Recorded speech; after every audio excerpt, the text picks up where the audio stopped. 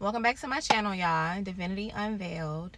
This is going to be part 2 of the first video that I did, how my suicide attempt led to EFI and a spiritual awakening. So just a quick recap. I experienced my first church hurt after being very, very overwhelmed with a past relationship that I felt like I just wanted to end my life. Tried to end my life, couldn't do it.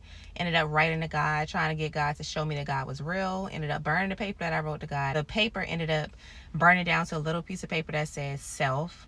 Took that as a sign that I needed to really just work on myself, focus on myself, and I wanted to get back to building my relationship with God. And so I did that by reconnecting with an old friend, going to church. And her father gave me this nasty look. First question out of his mouth was, how many more kids you have? And in that moment, that was when I realized that, you know what, forget church, forget Christianity. I can focus on myself and get to know God or whatever. So ended up, a friend of mine ended up introducing me to EFI. Sorry, I'm speaking so fast. Introducing me to EFI. I had a dream about a deity named Obatala, so I started to do my research. I learned more about the deities. Ended up making an offering to Oshun. Told Oshun what kind of man I wanted, the money that I wanted, also that I wanted another child. I had all boys at the time. I wanted a daughter, and I was just manifesting my life. So I thought, and then another friend of mine that I connected with happened to be on the law of attraction at the same time that I was. So I felt like this is the path that I'm supposed to be on. You know, Christianity, all that stuff, you know, that's not it for me.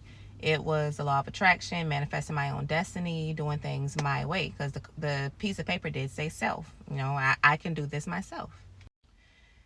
Manifested my destiny, came across a tarot app, started doing tarot readings, manifested a lot of money, ended up meeting a man that fit most of the things that I asked for in the beginning. Ended up getting pregnant really quick. Ended up conceiving my first daughter, which I asked Oshun for. And I felt like this was the path that I was on. This was it for me. However, me and the man did not last long. He ended up leaving me, going back to his hometown while I was pregnant. So I went through my pregnancy by myself. He was actually still legally married. Went through a lot of disappointment in that situation, but I told myself, you know, you just got to be more specific about what you ask for. It just, you know, it is what it is. So I didn't really let that deter me from the path that I was on. Ended up going to see a high priestess in my city. She was the daughter of Oshun, so I ended up going to see her. Beautiful lady, did help me on my journey, learn some things. And at one point she had a Babalawo come to her space to do readings for all of the people who were in this little group that she had. And this person did a reading for me. I wasn't even in the presence of this person, and they said that they can do the reading whether you're in the presence or not. I'm like, okay. And this is basically to give you your path, let you know who your head Orisha is, and so forth. And so I did it. I'm driving now and emailing them back and forth. I parked and I let them know, you know, I'm ready. And they telling me that they're tapping into my energy, and I kid y'all not, I feel my chest get so warm. It's like a fuzzy feeling started in my chest and all over my body. It's like I can feel a warm tingling sensation when they said that they're tapping into my energy. So I had a list of questions. They answered the questions, told me that my head Orisha was Oya. You can do your research on that deity.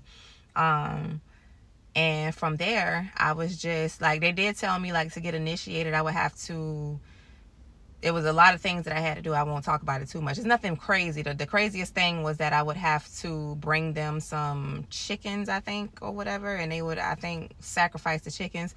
That's the one thing that I don't like about that walk of life. I'm not, a lot of people are okay with it and that's just what they do, but I'm not okay with sacrificing animals or anything. I don't really like that. So I never did go through with the initiation, but I did continue to do my practices, my offerings, and you know, commune with Oya.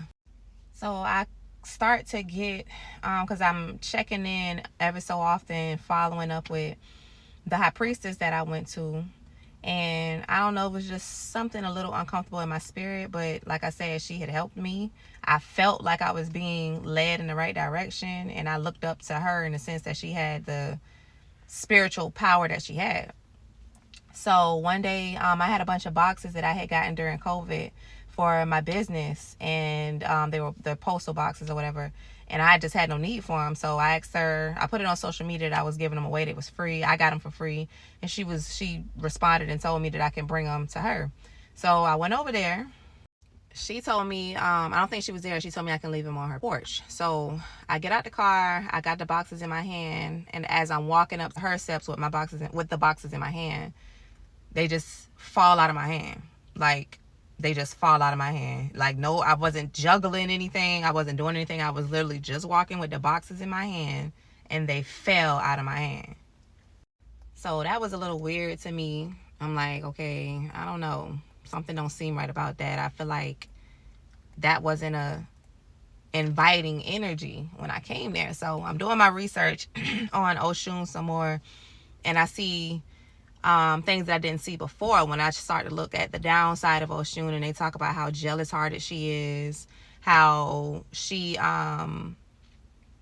something about her not liking children. I had 4 children, pregnant with my 5th child at the time. I think it said something about her not liking children or not being able to conceive children or something, and the high priestess wasn't able to conceive children. She had no children of her own, but she had a lot of children in the community because that was her thing. She was very nurturing or whatever. And I don't know, it's just like the spiritual side of it, it just felt like something was off, something was wrong, but I could never really put my finger on it. So at that point, I kind of back away from that and kind of just do my own thing, go back to doing everything on my own and being on my own journey. I continue to learn about the deities. I continue to learn about Oya. I continue to do my research.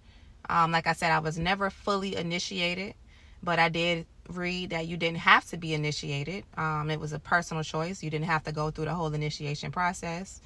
You were still able to work with your deities and, just at your own discretion, basically. Whatever you feel called to do, you do what you do. And I did, and it worked out for me. I was able to manifest a lot of things, but it's like the things that I manifested were short-lived all the time. Nothing, it never stuck. No man ever stuck. No money ever stuck. Nothing was permanently successful. And I don't know, like, maybe that's just how it's going to be throughout life, because nothing really lasts forever, right? But it was just like everything would just come and go. Everything would come and go. And now that I look back on it, I guess with any spiritual practice, going into it just to gain would not be the appropriate way to do any of those things. It would really be about the commitment to the practice, the religion, or whatever it is, and really connecting to that deity or that walk of life. And I really didn't do too much of that. I was so wrapped up in my own life and what I had going on, taking care of my kids. I needed the money because I needed to maintain my house. So I'm a single mom. I wanted to have, I'm not going to say I wanted to have a partner alongside of me to do life with. I always wanted to be married. So I would try to manifest that. I would manifest it and it would never go anywhere. It would never go the distance. And so that's just what the journey had been for a couple of years. Me trying out different things, manifesting different things, seeing what worked, what didn't. Most of the things worked for a temporary short amount of time. Like I said, nothing ever stuck, but I was still in that journey. I was still making my money, doing my readings. I ended up starting a whole brand called Spiritual Fine. I had an online website. I was selling head wraps. I was selling sage. I was selling, what else was I selling? I was doing my readings, of course. You could book me online. I had packages where we could do kind of like a counseling session. I had a 7-day retreat. It was a virtual retreat, but it was booming. It was booming. So that part of it really did last, and I really did help a lot of people. I still have emails I service people from all over the world. I had my YouTube channel. That part was good. That part, when it comes to my business, that part was good. But yeah, that was basically it. After I had my spiritual awakening, EFI was my path for a while. I just really got into getting to know how to work with the deities, what they like, what they don't like, what their special things are, like what they like to be offered, what they do for you, what their part of your life would be, like what do you go to them for certain things in your life. And that was my path, and it worked for a while, but like I said, nothing ever stuck. So that's it with the Ifa. I have some more experiences to share, but I'm not going to put that in this video. I'm going to do a whole separate video for that, but that's how it went.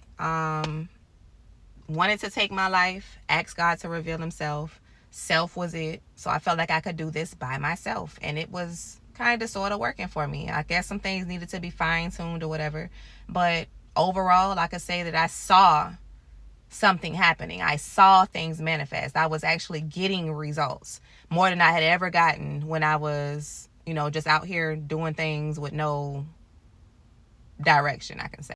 So yeah, there's not much more to it.